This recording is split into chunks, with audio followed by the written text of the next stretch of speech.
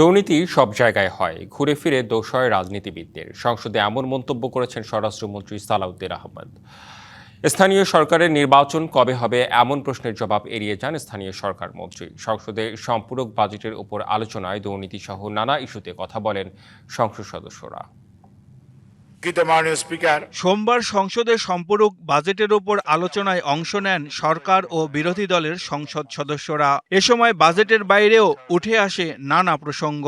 সংসদের সামনে প্রশ্ন হচ্ছে, আলোচনায় অংশ নিয়ে স্বতন্ত্র সংসদ সদস্য রুমিন ফারহানা বলেন, দুর্নীতিতে রাজনীতিবিদ ও আমলারা এগিয়ে রয়েছেন।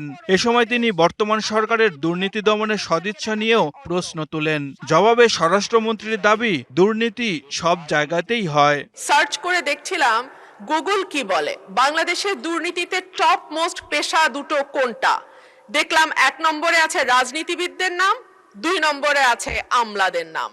রাজনীতি করলে পয়সা উৎপাদন হয়, এটা সম্ভবত বাংলাদেশের মতন দেশেই সম্ভব। দুর্নীতি সব জায়গায় হয়, মানে স্পিকার, ঘুরে ফিরে সব দোষ রাজনীতিবিদের হয়।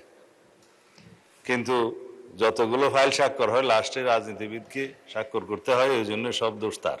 আলোচনায় স্থান পায় স্থানীয় সরকার নির্বাচনের ইস্যু। এ নির্বাচনে নিষিদ্ধ ঘোষিত আওয়ামী লীগের অংশ নিতে পারা না পারা সম্পর্কিত প্রশ্নের জবাব এড়িয়ে যান স্থানীয় সরকার মন্ত্রী। স্থানীয় সরকার নির্বাচন কবে হবে, সেই নির্বাচনে কখনো আমরা শুনতে পাচ্ছি যে নিষিদ্ধ ঘোষিত আওয়ামী লীগ অংশ নিতে পারবে, কেউ বলছেন পারবে, কেউ বলছে পারবেন না। এই বিষয়গুলো যদি মাননীয় মন্ত্রী পরিষ্কার করতেন।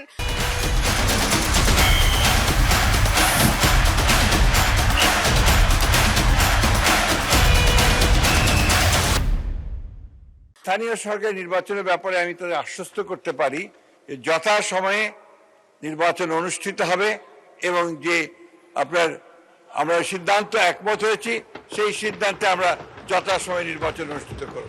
বাজেটের অর্থ সুষম বন্টনের আহ্বান জানান সংসদ সদস্যরা। এ সময় তারা বলেন, আগে খরচ তারপর অনুমোদন, এই সংস্কৃতি থেকে বের হয়ে আসতে হবে। Cut your coat according to your cloth, এটা উল্টো হয়ে গেছে। মানে আয় বুঝে ব্যয়, কিন্তু আমরা ব্যয় বুঝে আমরা আয় করার চেষ্টা করছি। সবশেষে কণ্ঠভোটে চলতি 2025-26 অর্থ বছরের জন্য 56,117 কোটি টাকার সম্পূরক বাজেট পাশ হয়। সংসদে গৃহীত হলো। Abu Khalid, DBC news, Dhaka.